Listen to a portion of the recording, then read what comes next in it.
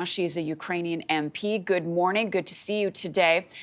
So Russia is reporting that Ukraine has fired those U.S. missiles inside their country, prompting an escalation of the war, according to Russia. Your reaction? Let's start there. Well, I'll tell you this. I woke up on Sunday at 6 in the morning from the hypersonic missile blowing up in the city where I live with my son. That is as scary as one cannot probably imagine without experiencing this. This is already an escalated phase. What Russia doesn't like when this escalation suddenly appears on its side. It's okay with the war being escalated and killing Ukrainians daily. This is unfortunately the reality that we are living in, and unfortunately, we are not getting enough aid to defend ourselves as of right now.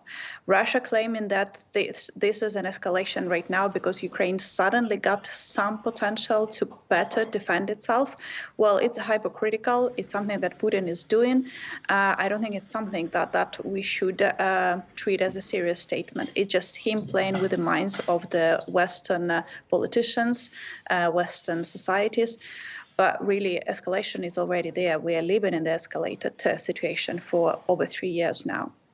Yes, and it's been 1,000 days since the war started. As you take sort of a 30,000-foot view on this, are you surprised it has lasted this long? I am. Well, first of all, I have to remind everybody that it's actually 11th year of the war, because the first time Russia invaded Ukraine was 2014. And unfortunately, the war lasts almost as long as my son's life. He's 12, so he lived all his life in the country that is at war. The big war started almost 3 years ago. And then, of course, it's very difficult to accept that it has taken 3 years of life for everybody, but it also took literally life of the people. Thousands of Ukrainians have been killed.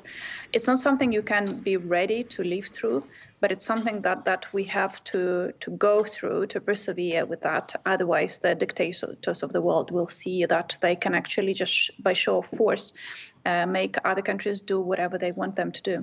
No doubt Ukrainians are war weary. There is war fatigue. Zelensky said in the past couple of days that he thought that the war was closer to the end than to the beginning. Do you think that Ukrainians would be okay if there were some concessions, territorial concessions, made to Russia? I mean, Trump may have something to do with that as well, because he, of course, has promised to end this war. But what's your view on that? Well, the reality is that, of course, Ukrainians are exhausted. It's very difficult to live through such intense war, especially for those on the front lines, especially for those whose loved ones are on the front lines. That is particularly difficult. But the question is not whether Ukrainians are willing to accept concessions. The question is whether Canadians are willing to accept concessions, Americans, Frenchmen, British, because if Ukraine is forced into accepting the concessions, it means that no borders are actually safe.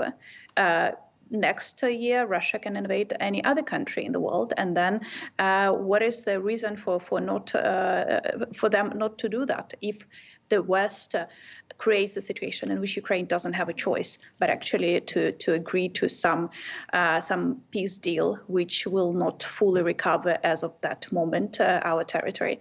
It's not just a Ukrainian question. It's the question of the global order that the West is willing to accept, and whether the West is willing to compromise the world order as it is to the Russians.